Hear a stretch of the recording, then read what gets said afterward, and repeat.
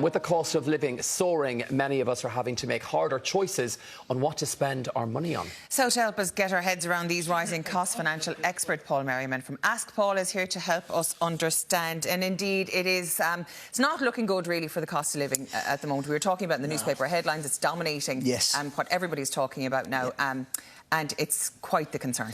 It is quite a concern, actually. In the recent askpaul.ie survey, we found that 83% of people are concerned about the cost of living. So that's a huge amount of people. Huge amount of people. And there was thousands surveyed as well, so it wasn't a very small survey. So yeah, 83%. What's fueling this, not to use the pun here, is the cost of diesel, petrol at the pump station, but also the cost of everything going up around you. So the last couple of years have been weird in that people have been obviously concerned about housing quite a lot, about trying to get on the property ladder. But now they're seeing literally everything they pay for go up and up and up, and it doesn't look like it's going to stop anytime soon. You had just said before we came back live, I said to you, Arthur and I were told don't buy a house this year, and you actually said to me there's actually not the case. You can still buy property. Don't be fearful not to do it. Yes, I think if there is a recession, I see not a press, as you mentioned, that Iran are headlining this today. A lot of people are thinking that there's going to be a recession coming, and there probably will be. However, we're very scarred from this country from what happened in 2008. People are still recovering in the finance. Yes, exactly, when we are. But it wasn't it's not going to be the same this time, because that was fueled by credit. So it was fueled by a lot of money being lent to people recklessly, and then when that bubble burst, there was an awful effect, especially for the housing market. The central bank, in my opinion, have done a really good job this time in making sure that we can't borrow too much. And that's been frustrating for people. So you have the caps of the 3.5 times your salary, for argument's sake. You must have a 10% deposit. I know you mentioned previously about 110% mortgages. They're no longer around. So that fueled that overprice, I suppose, or that bubble for housing. That's not there this time, and we have a massive supply and demand issue. But we also have massive multinationals in this country that are bringing in people on really big salaries, and they want to buy.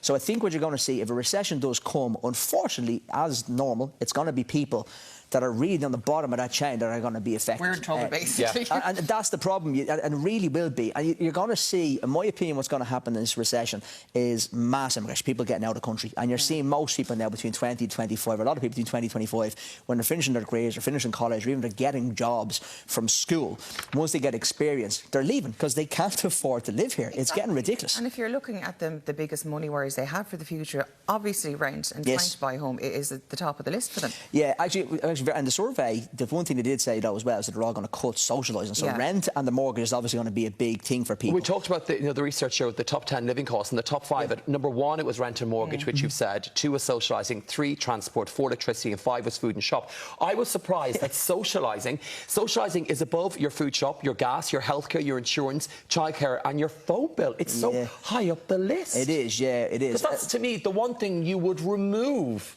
You're going out. So it is the one thing you remove. So that list is saying where people are spending the money. So currently people are actually expending the money. They're spending more going out and socialising. They probably want to have a good time and cut loose and relax. Which is fine, absolutely. But again, in the survey, the first thing they said they were going to get rid of was their socialising. And then what's going to happen there is on that point is that if you look at what happened to the hospitality sector already during COVID-19, they got absolutely hammered. So if people stop going out or people stop travelling around, it's going to have a knock-on effect for jobs and employment, and you get loss of employment in the middle of a recession. So it can really I think the government are in a really tight point here. Like, they got maybe a year to sort this out. But the government don't actually get to sort out inflation. That's down to the European Central Bank, the ECB. And what's the story with their rates now at the moment? They're going to start increasing probably from July now, but it looks to things. So that means if you have a tracker mortgage, the tracker mortgage that everyone loves having. Or a variable mortgage. Yeah, or a variable rate mortgage. They're all going to be going up from July. So people that were on tracker mortgage have not heard anything in years, but they're going to start getting letters now every few months, in my opinion, saying your rate's gone up, it's gone up, it's gone up, it's gone up. And it's probably going to go up by about 1.25%, 1.5% by the end of next year, adding hundreds and thousands on an annual basis. Scary that is for people at the moment who are on a tracker mortgage, a variable mortgage, and they can't afford to live as it is. And they are now fearful every time they get post through their letterbox. That will Can we pay our mortgage? That is so frightening. Yes, it's shocking. It's really frightening. But I think it's going to get worse. That's what we're trying to promote. Well, that's even more talk of doom. It's only going to get worse. It is, but there's loads of things you can do, and that's what we're here to talk about today. Let's get that part. Let's get positivity on a Sunday.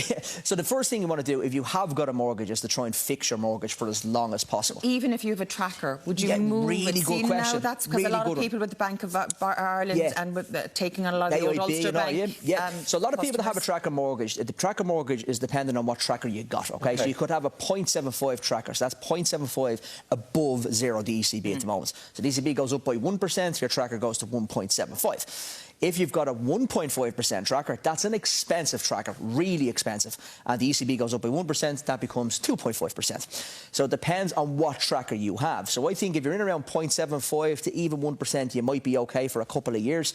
But anything above that, I think if the ECB goes up to 1.5 or 2%, you're going to end up being a really expensive mortgage compared to what you could get on the market today. Okay, so if you can, and if you're in that situation, fix for as long as you can. Yes, banks allow people to do it, and they're accommodating. They do, and you can switch your mortgage as well. So you could switch from one provider to another.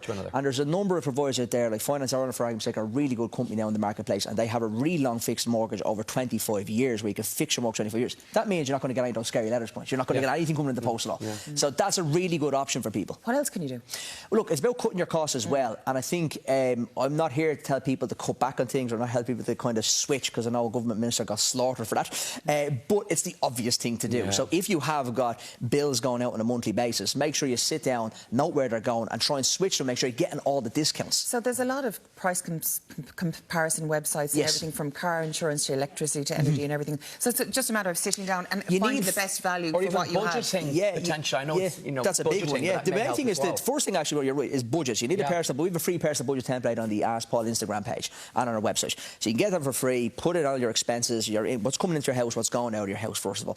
Then you need to look at switching the bills. Go to switcher.ie is a good one. Go there and switch your energy bills, straight away. Even the likes of your broadband and your phone bills, if you have personal phone bills, they all need to be switched and switched ASAP.